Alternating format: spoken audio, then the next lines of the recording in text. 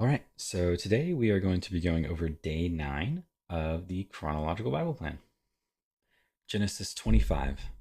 The boys grew up, and Esau became a skillful hunter, a man of the open country, while Jacob was content to stay at home among the tents. Isaac, who had a taste for wild game, loved Esau, but Rebekah loved Jacob. Once, when Jacob was cooking some stew, Esau came in from the open country, famished. He said to Jacob, "Quick, let me have some of that red stew. I'm famished." That is why he was also called Edom.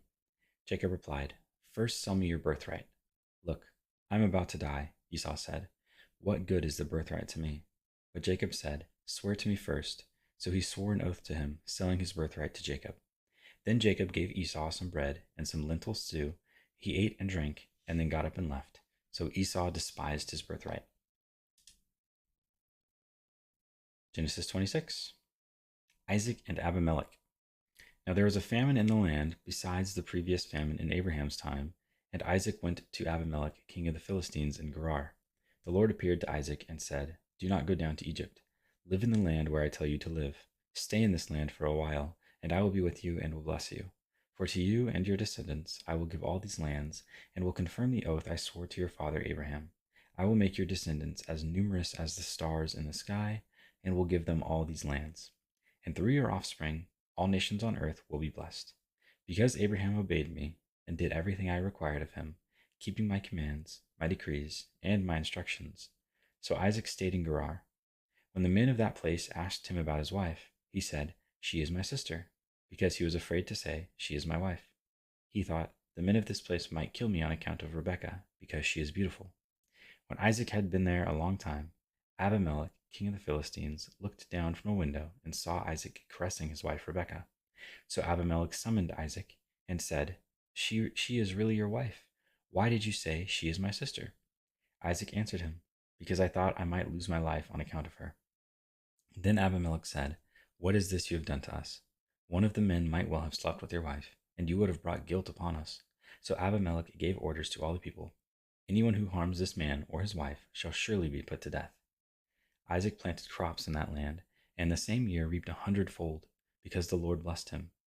The man became rich, and his wealth continued to grow until he became very wealthy. He had so many flocks and herds and servants that the Philistines envied him.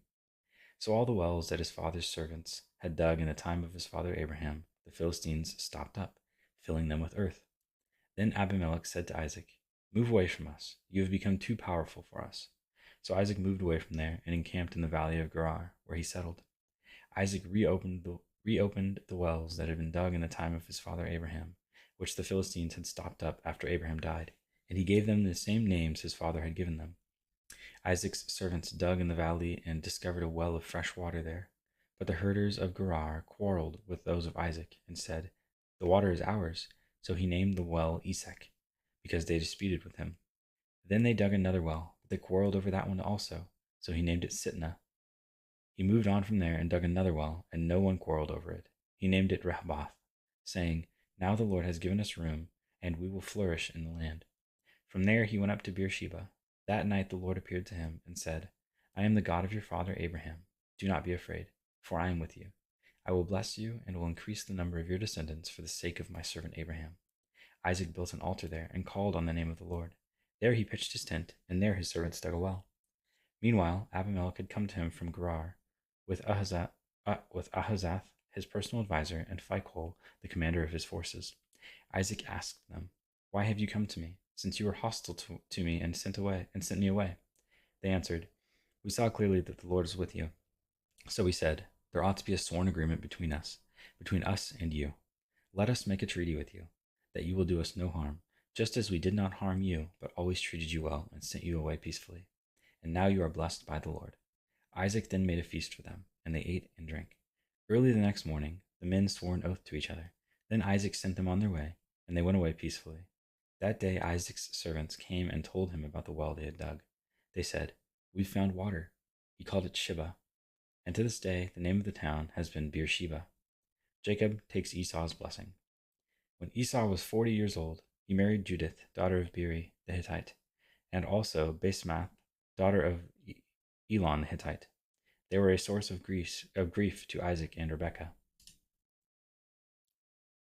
Genesis 27.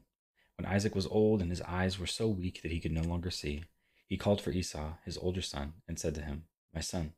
"Here I am," he answered. Isaac said, "I am now an old man and don't know the day of my death. Now then, get your equipment, your quiver and bow, and go out to the open country to hunt some wild game for me. Prepare me the kind of tasty food I like, and bring it to me to eat, so that I may give you my blessing before I die." Now Rebekah was listening as Isaac spoke to his son Esau.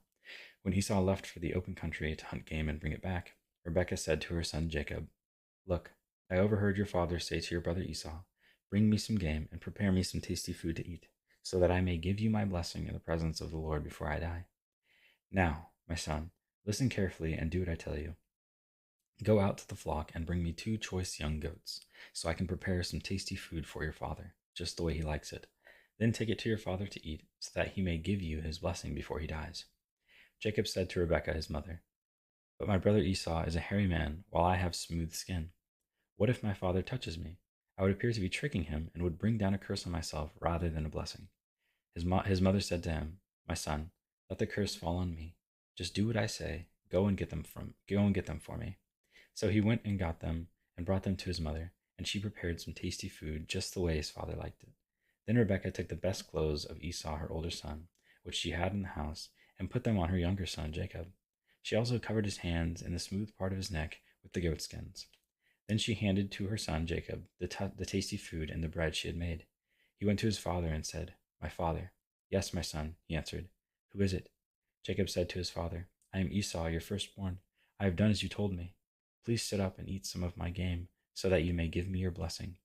Isaac asked his son, "How did you find it so quickly, my son?" "The Lord your God gave me success," he replied. Then Isaac said to Jacob, "Come near so I can touch you, my son, to know whether you really are my son Esau or not." Jacob went close to his father Isaac, who touched him, and said, "The voice is the voice of Jacob, but the hands are the hands of Esau." He did not recognize him, for his hands were hairy like those of his brother Esau, so he proceeded to bless him. "Are you really my son Esau?" he asked. "I am," he replied. Then he said, "My son, bring me some of your game to eat, so that I may give you my blessing." Jacob brought it to him, and he ate, and he brought some wine, and he drank. Then his father Isaac said to him, "Come here, my son, and kiss me." So he went to him and kissed him. When Isaac caught the smell of his clothes, he blessed him and said, "Ah, the smell of my son is like the smell of a field that the Lord has blessed. May God give you heaven's dew and earth's richness, and an abundance of grain and a new wine. May nations serve you, and peoples bow down to you. Be Lord over your brothers, and may the sons of your mother bow down to you. May those who cursed you be cursed, and those who bless you be blessed." After Isaac finished blessing him, and Jacob had scarcely left his father's presence, his brother Esau came in from hunting. He too prepared some tasty food and brought it to his father. Then he said to him, "My father, please sit up and eat some of my game, so that you may give me your blessing." His father Isaac asked him, "Who are you?" "I am your son," he answered, "your firstborn, Esau." Isaac trembled violently and said, "Who was it, then, that hunted game and brought it to me? I ate it just before you came, and I blessed him, and indeed he will be blessed." When Esau heard his father's words, he burst out with a loud and bitter cry and said to his father, "Bless me, me too, my father." But he said, "Your brother came deceitfully and took your blessing." Esau said, "Isn't he rightly named Jacob? This is the second time he has taken advantage of me. He took my birthright, and now he's taken my blessing." Then he asked, "Haven't you reserved any blessing for me?" Isaac answered Esau, "I have made him lord over you, and have made all his relatives his servants, and I have sustained him with grain and new wine. So what can I possibly do for you, my son?" Esau said to his father, "Do you have only one blessing, my father? Bless me too, my father." Then Esau wept aloud. His father Isaac answered him, "Your dwelling will be away from the earth's richness, and away from the dew of heaven above. You will live by the sword, and you will serve your brother. But when you grow restless, you will throw his yoke from off your neck." Esau held a grudge against Jacob because of the blessing his father had given him. He said to himself, "The days of mourning for my father are near. Then I will kill my brother Jacob." When Rebekah was told what her older son Esau had said, she sent for her younger son Jacob and said to him, "Your brother Esau is planning to avenge himself by killing you. Now then, my son, do what I say. Flee at once to my brother Laban in Haran. Stay with him for a while until your brother's fury subsides. When your brother is no longer angry with you and forgets what you did to him, I'll send word for you to come back from there. Why should I lose both of you in one day?" Then Rebekah said to Isaac, I'm disgusted with living because of these Hittite women. If Jacob takes a wife from among the women of this land, from Hittite women like these, my life will not be worth living. Genesis 28. So Isaac called for Jacob and blessed him. Then he commanded him, do not marry a Canaanite woman. Go at once to Padan Aram, to the house of your mother's father Bethuel. Take a wife for yourself there, from among the daughters of Laban, your mother's brother. May God Almighty bless you and make you fruitful and increase your numbers until you become a community of peoples. May he give you and your descendants the blessing given to Abraham, so that you may take possession of the land where you now reside as a foreigner, the land God gave to Abraham. Then Isaac sent Jacob on his way, and he went to Padan Aram, to Laban son of Bethuel the Aramean, the brother of Rebekah, who was the mother of Jacob and Esau. And that is day 9.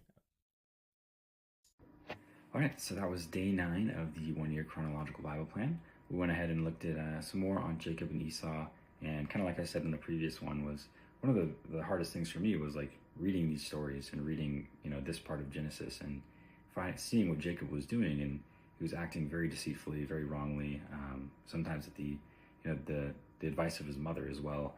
And it was always hard for me to understand, because I'm sitting there like, man, like Jacob is doing like horrible things. He's taking advantage of his brother. He's being deceitful, and all these like really bad things he's doing. He's not really being a righteous person. Like he's lying, and he's even lying in God's name. When his father Isaac asks him, "How did you do the hunt so quickly?" and he said, "The Lord God blessed me," and it's a blatant lie. So he clearly has no problem with that. And so for me, it was always super, super hard to realize, like, man, why did God choose to use Jacob? Like, if he's such a bad person. And again, we'll get into it a little later in these chapters where God really does use him, and Jacob does go through some trials himself, especially when he wants to get his wife. He actually suffers. He loses a lot of years of his life doing it. So he does get kind of punished by God, but also God still turns him around and uses him, and makes him a great man of God in the end. It goes to show that even if someone starts out like being not a great person, not a holy or righteous person, like God can still use that person, and God can 100% change their heart, which I think is so cool, because there's so many people, I mean, myself included, and so many people that come to Christ. Like, we didn't have perfect pasts, right? I know I definitely was not the perfect person in the past. I mean, I still am very flawed, and I still sin, and I still struggle with things.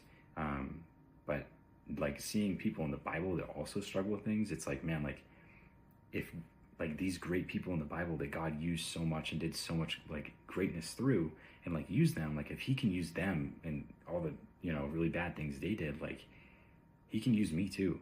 And so it's good to see flawed characters in the Bible, right? I mean, everyone in the Bible has like flaws except for Jesus, obviously, and God himself. But it almost makes me a little happy seeing flawed people in the Bible, because it's like, okay, I'm not perfect, but neither were the people that God used, right? So like obviously the goal is to try to be as much like Jesus as possible, but none of us are perfect. None of us are going to be perfect. We all have our flaws.